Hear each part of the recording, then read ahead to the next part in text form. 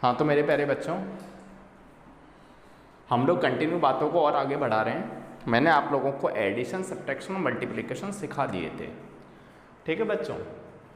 और आज हम टॉपिक लेकर आए हैं जिसके अंदर हम ट्रांसपोज मैट्रिक्स के बारे में पढ़ेंगे। क्या होती है? परिवर्त आव्यूह बोलते हैं हिंदी में। सेकंड है सिमेट्रिक मैट्रिक्स, जिसको बोलते हैं हिंदी में सममित आव्यूह। एक होती है स्क्यू सिमेट्रिक, जिसको बोलते हैं विषम सममित आव्यूह। और एक लास्ट टॉपिक है हमारा sum of symmetric and skew symmetric matrix, मतलब कैसे सममित और विषम सममित आव्यूह का योग के रूप में हम कैसे हमारा आंसर निकालें। तो मेरे प्यारे बच्चों, ये चार टॉपिक जो हैं, या तो सवाल हमारा मल्टीप्लिकेशन से बहुत ज़्यादा पूछा जाता है, या फिर ये चारों प्रॉपर्टी हैं, इनमें से ही क्वेश्चन आपका मैट्रिक्स वाले चैप्टर में से उठकर आता है, ठीक है बच्चों। तो मेरे साथ आप लोग बने रहिए, और जो बच्चे ईमानदारी से मेहनत करते हैं वो कंटिन्यू मेरी वीडियो देखते हुए चले जाएं, पार्ट 1, 2, 3, 4 जो भी है। हाँ तो यार देखो, स्टार्ट करते हैं अब हम। तो बच्चों देखो, बात ऐसी है, सबसे पहले ट्रांसफर मैट्रिक्स के बारे में मैं पढ़ाऊँगा। आप इतना सा जान लीजिए कि इसको हम रिप्रेजेंट करते हैं ए की पावर टी।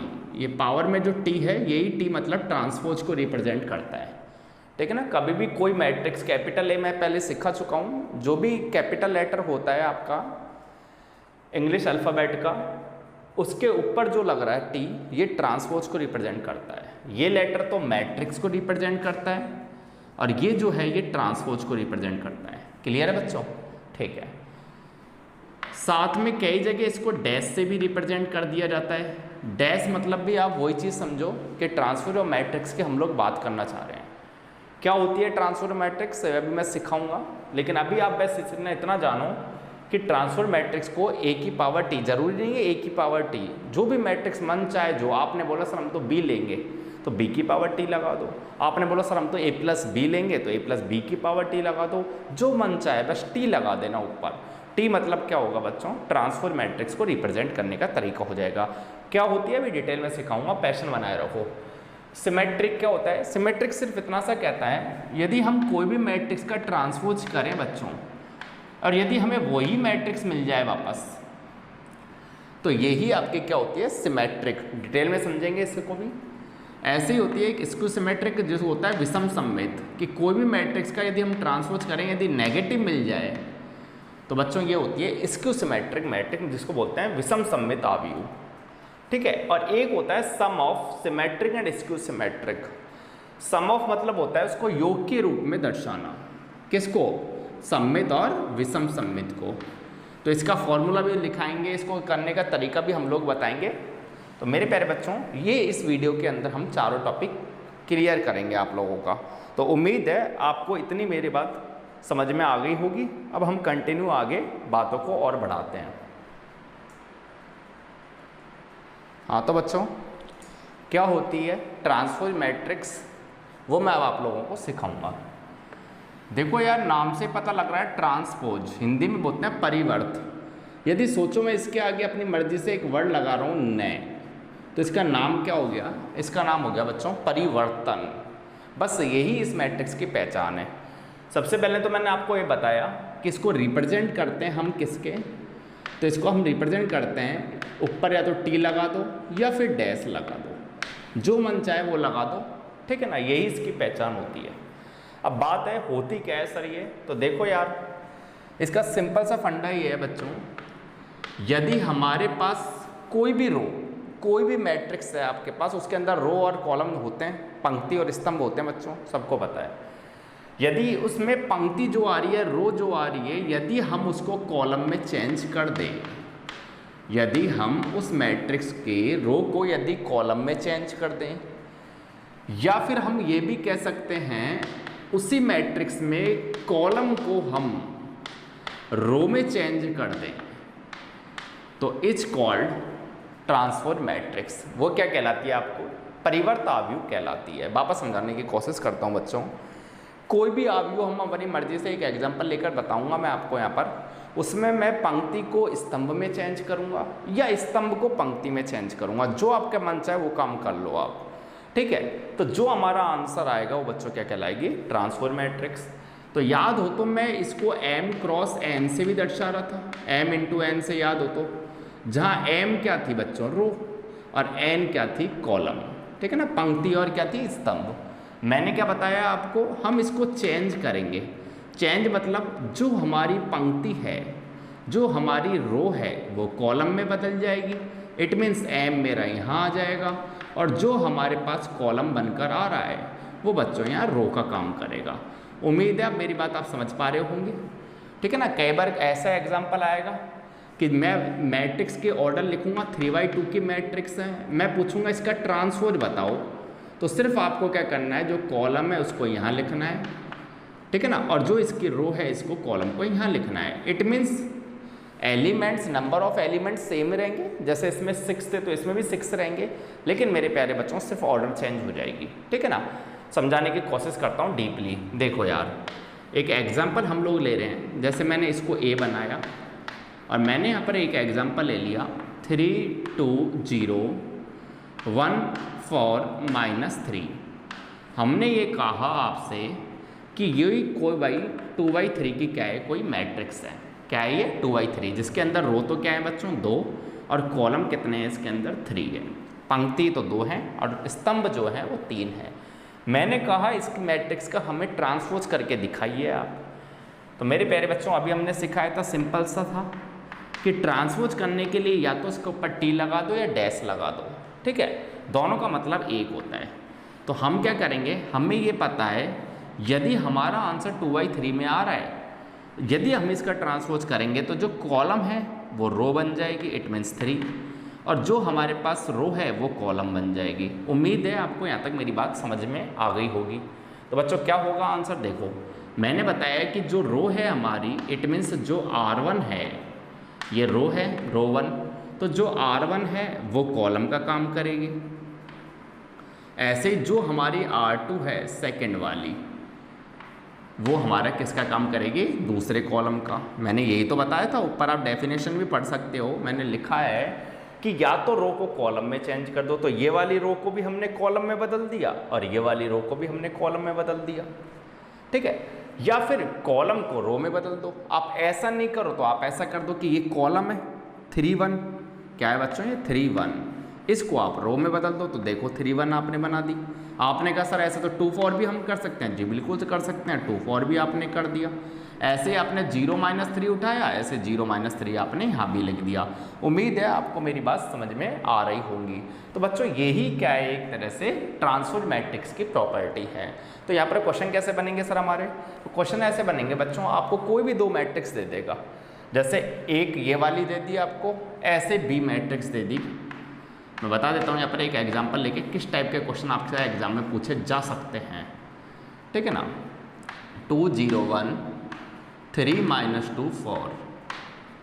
सबसे पहले तो मुझे बताओ क्या ये दोनों मैट्रिक्स आपस में ऐड हो सकती है।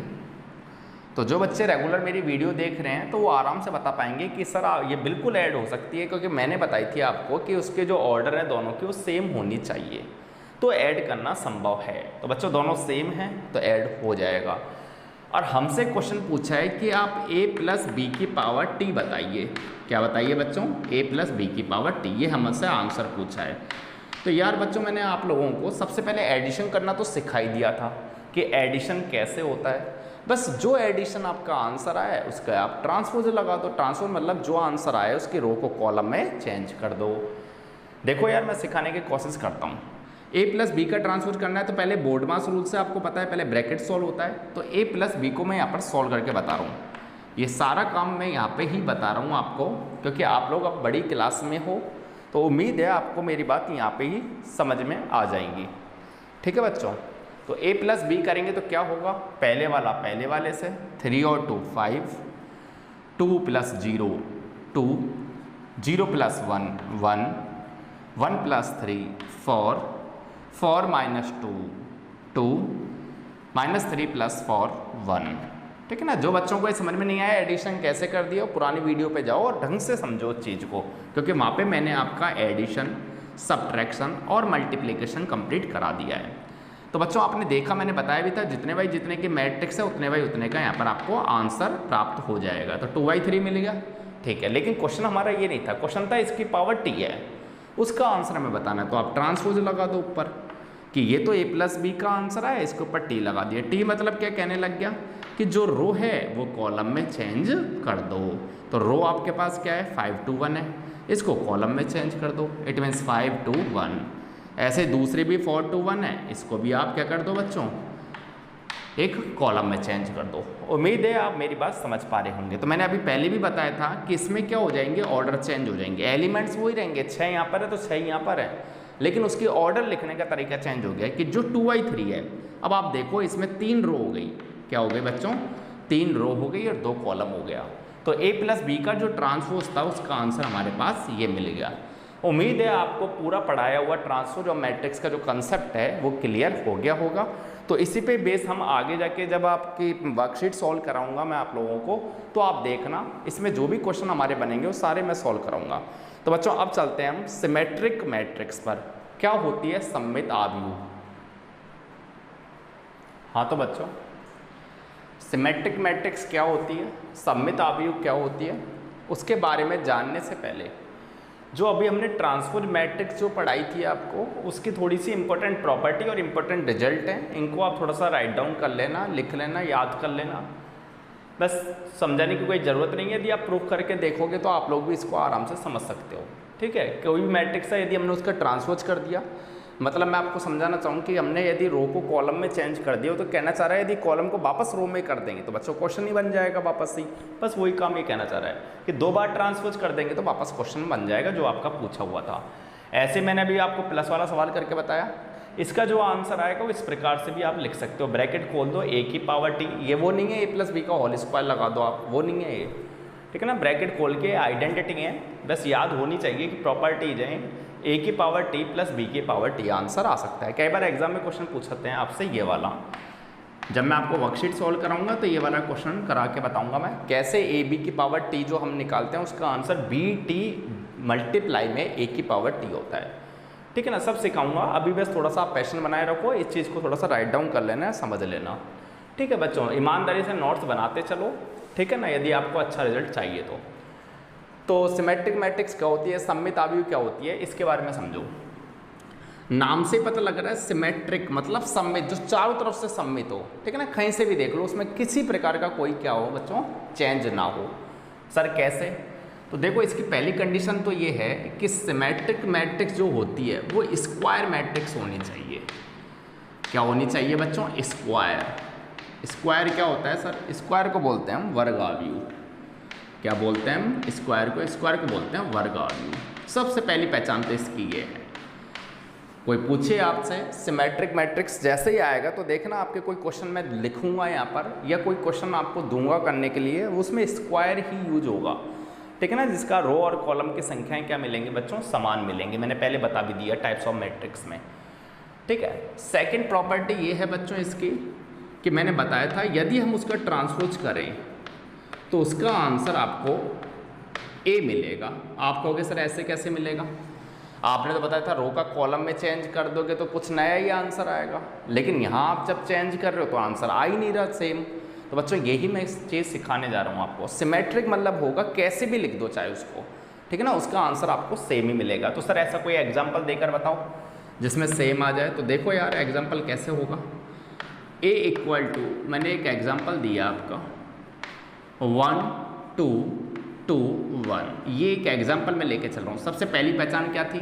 स्क्वायर मैट्रिक्स होनी चाहिए। चेक करो स्क्वायर है क्या? जो बिल्कुल स्क्वायर है, जिसमें number of row and number of column is equal to each other, it's called symmetric matrix. जिसमें पंक्तियों और स्तंभों की संख्या बच्चों क्या मिल जाए आपको? समान मिल जाए। तो वह आव्यूह कैसी कहलाएगी? वह आव्यूह सममित आव्यूह कहलाएगी। ठीक है, तो मैंने यहाँ पे लिखा है ट्रांसपोज यदि हम कर दें इसका तो वही आंसर आएगा जो यहाँ पे दे रखा है। चेक करते हैं, देखो तो मैं यहाँ पर इसका जब ट्रांसपोज कर रहा हूँ बच्चों तो मुझे ये सिखाया गया है कि जो आपके रो आ रही है उसको आप कॉलम में चेंज कर दो। तो बच्चों मैंने इसको कॉलम में बदल दिया है। आप चेक देख सकते हो, यहाँ पर चेक भी कर सकते हो कि जो रो ऐसे मैंने देखी थी उसको मैंने क्या लिख दिया? वर्टिकल में लिख दिया, कॉलम बना दिया। ऐसे हम दूसरी को भी चेक कर रहे हैं। तो बच्चों हम दूसरी रो को उठाएं और हमने उसको क्या कर दिया? कॉलम यहाँ पे बना दिया है 2 1। ठीक है, इस प्रकार से 2 × 2 था तो ये भी 2 और ये भी 2, तो 2 × 2 यहाँ पर हमने लिख दिया है। तो आप देखो दोनों क्वेश्चनों में किसी प्रकार का कोई अंतर नजर आ रहा है आपको? तो आप कहोगे सर जी नहीं आ रहा बिल्कुल। तो मेरे प्यारे बच्चों a की पावर t और बराबर a दोनों की वैल्यू सेम आ रही है, तो हम ये कह सकते हैं कि ये जो रिजल्ट है वो किस प्रकार का है, ये बच्चों एक सिमेट्रिक मैट्रिक्स मतलब सममित आव्यूह का एक एग्जाम्पल है। उम्मीद है आपको इस सिमेट्रिक मैट्रिक्स भी क्लियर हो गई होगी। वापस समझाने की कोशिश करता हूँ। सबसे पहला स्क्वायर होना चाहिए और दूसरा a की power t equal to plus a. ये ध्यान रखना कुछ नहीं है, प्लस ए है। प्लस मतलब जैसा एलिमेंट्स के अवयव हैं वैसे एलिमेंट के अवयव सेम होना चाहिए, किसी प्रकार का कोई भी चेंज नहीं होना चाहिए। तो बच्चों अब हम चलते हैं थर्ड, स्क्यू सिमेट्रिक मतलब विषम सममित आव्यूह क्या होती है उसको भी हम डिटेल में समझने की कोशिश करते हैं। हाँ तो बच्चों अब हम पढ़ रहे हैं स्क्यू सिमेट्रिक के बारे में। क्या होती है विषम सममित आव्यूह, समझना आप लोग। वहाँ सिमेट्रिक था या स्क्यू सिमेट्रिक है, प्रॉपर्टी सेम है। सबसे पहले मैंने आपको बताया था स्क्वायर मैट्रिक्स का होना मस्ट है प्यारे बच्चों। और सेकंड है कि वहाँ हमने जब सिमेट्रिक थी तो प्लस ए लेकर मैं समझा रहा था आपको, और अब आपको ले रहा हूँ मैं नेगेटिव ए। नेगेटिव ए मतलब आप समझना, एक एग्जाम्पल लेकर समझाऊँगा कि जब हम उस पूरी मैट्रिक्स का ट्रांसपोज करें मेरे प्यारे बच्चों, तो हम लोग यदि उसमें से माइनस कॉमन ले लें या उस माइनस को हम मल्टीप्लाई कर दें, तो किसी भी प्रकार से जब माइनस का यूज आएगा तो ही वो सेम बनेगा। आप कहोगे सर कैसे सेम बनेगा, तो देखो यार एक एग्जांपल से समझो, आप ऐसे नहीं समझ पाओगे। तो मैंने एक एग्जांपल लिया है यहाँ पर 0 - 1 1 0। क्या लिया, वापस समझाने की कोशिश करता हूँ। 0 - 1 1 0। मैंने कहा मैं इसका ट्रांसपोज करता हूँ। पहले तो मैंने बताया स्क्वायर मैट्रिक्स होना चाहिए, जी बिल्कुल स्क्वायर मैट्रिक्स है। मैंने कहा इसका ट्रांसपोज करो यार, तो आपने जब इसका ट्रांसपोज किया तो रो जो है बच्चों वो कॉलम आप लोगों ने बना दिया। आपने जो रो थी उसको किस में बदल दिया, कॉलम में। ऐसे आपने वापस जो रो थी R2 इसको भी कॉलम में बदल दिया। क्लियर है यहाँ तक, जी बिल्कुल। अब मैं कहना चाह रहा हूँ क्या दोनों का आंसर सेम है, आप कहोगे सर सेम कहाँ से है, ये तो 0 - 1 आ रहा है, 0 1 आ रहा है। तो मैं कह रहा हूँ बच्चों यही तो चीज़ मैं समझाना चाह रहा हूँ कि सेम नहीं आएगा, क्योंकि आप क्या पढ़ रहे हो, आप पढ़ रहे हो स्क्यू सिमेट्रिक के बारे में। हाँ सेम कब आएगा, जब आप माइनस कॉमन ले लो। अब देखो मैं इसमें से माइनस कॉमन ले रहा हूँ, जैसे मैंने इसमें से सब में से माइनस कॉमन लिया तो 0 तो 0 होता है बच्चों, आप लोग समझदार हो सब। 1 जो प्लस का 1 है वो नेगेटिव 1 होगा, जो माइनस का 1 है वो प्लस का 1 हो जाएगा, और 0 तो 0 रहेगा ही। तो आप लोग यहाँ पर एक चीज़ देख रहे होंगे कि अब जाकर ये जो आंसर है बच्चों, ये जो है यही तो आपका वो ए है जो क्वेश्चन में दिया हुआ था। चेक करो आप लोग। तो हम यहाँ पर क्या लिख सकते हैं, हम यहाँ पर लिख सकते हैं माइनस का ए, क्योंकि माइनस तो बाहर चल रहा है और ये पूरी क्या बन गया, कैपिटल ए का काम कर रहा है। उम्मीद है आपको इस एग्जाम्पल से पूरी स्क्यू सिमेट्रिक के बारे में समझ में आ गया होगा। तो बच्चों ये जो कंसेप्ट है वो है स्क्यू सिमेट्रिक का। वापस बताता हूँ, सिमेट्रिक का क्या है कि कोई भी मैट्रिक्स का यदि हम ट्रांसपोज कर दें पॉजिटिव ए मिल जाए जब तो स्क्यू सिमेट्रिक नहीं सिमेट्रिक है। और स्क्यू सिमेट्रिक की पहचान के लिए बच्चों जिसका हम ट्रांसपोज करें यदि नेगेटिव ए हमें मिल जाए तो मेरे प्यारे बच्चों वो क्या होगा, स्क्यू सिमेट्रिक या विषम सममित आव्यूह होगी। अब हम पढ़ेंगे सम ऑफ सिमेट्रिक और स्क्यू सिमेट्रिक के बारे में। नेक्स्ट वीडियो में मेरे प्यारे बच्चों मैं आप लोगों के इन पे एग्जाम्पल या इन पे क्वेश्चन कराऊंगा, ठीक है। तो एक प्रॉपर्टी और समझ लो आप लोग सम ऑफ सिमेट्रिक और स्क्यू सिमेट्रिक के बारे में। हाँ तो बच्चों अब हमारा टॉपिक है सम ऑफ सिमेट्रिक और स्क्यू सिमेट्रिक के बारे में। आपके बोर्ड में जो क्वेश्चन बनता है वो यहाँ से ही बनता है। सिमेट्रिक और स्क्यू सिमेट्रिक के बारे में तो सब जानते हैं, लेकिन सम ऑफ लिखा हुआ आ जाए तो सर हमें कैसे करना पड़ेगा सवाल। तो देखो यार दो कंडीशन है, मैंने लिख भी दिया है यहाँ पर, आप प्रॉपरली यदि नोट्स ढंग से बना रहे हो तो अपने नोट्स में लिख लेना। क्या कहना चाह रहा है, फॉर एवरी स्क्वायर मैट्रिक्स। ये तो मैं आपको समझा चुका हूँ कि जब भी सिमेट्रिक और स्क्यू सिमेट्रिक की बात आएगी बार बार स्क्वायर मैट्रिक्स होना बहुत मस्ट है। चाहे वो एग्जाम में कोई क्वेश्चन दे, चाहे हम लोग अपनी मर्जी से सोचें, हमेशा स्क्वायर मैट्रिक्स के बारे में सोचेंगे। तो फॉर एवरी स्क्वायर मैट्रिक्स मतलब प्रत्येक वर्ग आव्यूह के लिए a प्लस ए का ट्रांसपोज, ए वापस सुनना, a प्लस ए के ट्रांसपोज को हमको सिमेट्रिक मैट्रिक्स प्रूव करना पड़ेगा, और ऐसे ही a माइनस ए के ट्रांसपोज को हमें क्या करना पड़ेगा, स्क्यू सिमेट्रिक बताना पड़ेगा।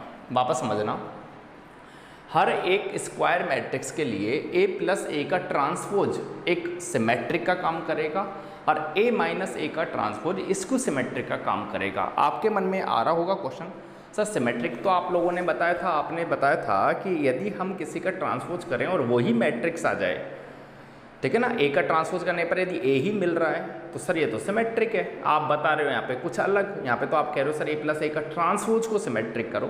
तो मेरे प्यारे बच्चों, मैंने आपको सिर्फ इतना सा सिखाया था कि जो भी हमारे पास मैट्रिक्स दे रखी है, जैसे ए दिया हुआ था, एक बार मुझे बताओ यहाँ दिख रहा है या नहीं दिख रहा है आप लोगों को, मैं चेक कर लेता हूँ एक बार। हाँ जी बिल्कुल थोड़ा सा दिख रहा है। देखो यार, मैं यहाँ पर समझाना ही चाह रहा हूँ बच्चों, आपको समझने की कोशिश करना, जब हम सवाल करेंगे तो और अच्छा समझ पाएंगे। मैंने बोला कि सिमेट्रिक क्या होती है, जैसे मुझे इसको सिमेट्रिक करना है तो आपने बोला सर इसका ट्रांसपोज लगाओ, और यदि यही मैट्रिक्स आ जाती है तो ये सिमेट्रिक की पहचान है। मैंने कहा यदि मुझे मान लो ये सिमेट्रिक करना है, क्या सिमेट्रिक करना है इस मैट्रिक्स को, यदि मैं चाहता हूँ ये मैट्रिक्स मेरी सिमेट्रिक हो, ये मैं नहीं कह रहा, ये सम ऑफ सिमेट्रिक और इसको सिमेट्रिक का पहला स्टेटमेंट बोल रहा है कि यदि आपको सम ऑफ सिमेट्रिक और इसको सिमेट्रिक का आपको यदि इसका सम करना है तो पहले आपको ए प्लस ए के ट्रांसपोज को सिमेट्रिक करना होगा। और सिमेट्रिक करने के लिए मैंने बताया आपको इस पूरे का ट्रांसपोज करने पर मेरे प्यारे बच्चों, यदि ये अंदर वाला ही आंसर आ जाता है, दोनों का आंसर सेम आ जाता है, एग्जाम्पल लेकर बताऊंगा, आप बिल्कुल टेंशन मत लो, बस आप चीज़ों को समझते हुए चले जाओ। तो बच्चों ऐसी कंडीशन में, मैं नीचे लिख देता हूँ, नहीं दिख रहा होगा आपको, ऐसी कंडीशन में यदि दोनों आपस में बराबर आ जाते हैं तो बच्चों ये सिमेट्रिक हो जाएगा। ऐसे मैंने दूसरी लाइन में लिखा है ए माइनस ए का ट्रांसपोज, अब आप समझ गए होंगे, ए माइनस ए के ट्रांसपोज को यदि हम पूरे का ट्रांसपोज कर दें और यदि यही नेगेटिव में आंसर आ जाए तो बच्चों ये क्या हो जाएगा, इसको सिमेट्रिक हो जाएगा, मतलब सममित और विषम सममित की पहचान हो जाएगी। उम्मीद है आपको पहला स्टेटमेंट समझ में आ गया होगा। सेकंड पे चलते हैं। तो कहना चाह रहा है any square matrix can be expressed as the sum of, वापस सुनना, अब बात आ रही है सम ऑफ की।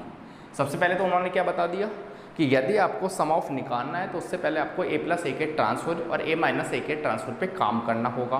काम कैसे करेंगे तो मैंने बता दिया आपको, उसका ट्रांसपोज करके वही आंसर लाओ। तो आपने यदि आंसर सेम आ रहा है तो सिमेट्रिक प्रूफ कर दो। ऐसे ही ए माइनस ए के ट्रांसपोज का ट्रांसपोज करने पर यदि नेगेटिव में ए माइनस ए के ट्रांसपोज आ रहा है तो बच्चों आप उसको क्या कर दो, प्रूफ लिख दो, फिर आप सम ऑफ निकालो। सम ऑफ क्या कहता है, सम ऑफ के लिए आपको इस प्रकार से उसका क्या करना पड़ेगा, आंसर निकालना पड़ेगा। ये जो है ये तो सिमेट्रिक को रिप्रेजेंट कर रहा है। आप कहोगे सर सिमेट्रिक की पहचान तो ऊपर लिखी हुई है ए प्लस ए के ट्रांसपोज, आपने हाफ लगा दिया, तो बच्चों हाफ ये फॉर्मूले में है, ये जो हाफ लगा रखा है ये फॉर्मूले में ही यूज हो रहा है, तो आप बिल्कुल टेंशन ना लें इसकी। ऐसे मैं बात करूँ यहाँ पर, यदि आप इसको लिखोगे, क्या लिखोगे बच्चों, इसको ए माइनस ए के ट्रांसपोज को क्या है ये इसको सिमेट्रिक का, यदि इसका हाफ करोगे तो बच्चों जो है, यदि इसको और इसको यदि हम ऐड करके लिखेंगे तो हमारा जो आंसर आएगा वो क्या मिलेगा बच्चों, एक सम ऑफ सिमेट्रिक और इसको सिमेट्रिक को रिप्रेजेंट करेगा। इसका एग्जांपल लेकर मैं बताऊंगा, बिल्कुल आप टेंशन फ्री रहो, लेकिन वो हम नेक्स्ट वीडियो में देखेंगे। आप कहोगे सर ये और बताओ इसको आपने कैसे लिख दिया, यहाँ पे तो आपने ए लिख रखा है। तो मेरे प्यारे बच्चों आप समझदार हो सब, आप इसमें से हाफ कॉमन ले लो। क्या लोगे आप, हाफ कॉमन लोगे। जैसे कॉमन लिया तो ए प्लस ए के ट्रांसपोज प्लस ए माइनस ए का ट्रांसपोज आया, ए के ट्रांसपोज को ए के ट्रांसपोज से काट दो, ए और ए 2a बचेगा और 2a से 2 कट जाएगा, सिर्फ a बचेगा। इस प्रकार तो इस चीज़ को हम इसके बराबर भी लिख सकते हैं। तो ये जो रूप आया है ये तो आया सिमेट्रिक का, मतलब सममित का, और ये जो रूप आया है बच्चों वो आया है इसको सिमेट्रिक मतलब विषम सममित का। उम्मीद है आपको ये जो मेरा पढ़ाया हुआ है ये भी आपको क्या हो गया, सेकंड क्लियर हो गया होगा। तो बच्चों मैंने आपको इस वीडियो के अंदर पहले भी बोला था कि मैं 4 टॉपिक क्लियर करूंगा, जिसमें पहला होगा ट्रांसपोज, दूसरा होगा सिमेट्रिक, तीसरा होगा इसको सिमेट्रिक, चौथा होगा सम ऑफ सिमेट्रिक एंड इसको सिमेट्रिक, और मैंने अपना काम चारों कर दिया है। तो बच्चों आप लोग, मैं फिर बता रहा हूँ, यदि आप लोगों को ये वीडियो पसंद आ रही है तो मुझे कमेंट बॉक्स में लिखकर बताओ कि हम इनको कंटिन्यू आगे करते हुए चले जाएं या नहीं करें, ठीक है ना। मुझे और क्लास भी पढ़ानी होती है, ठीक है बच्चों। ओके बाय, फिर हम जल्दी मिलेंगे वापस।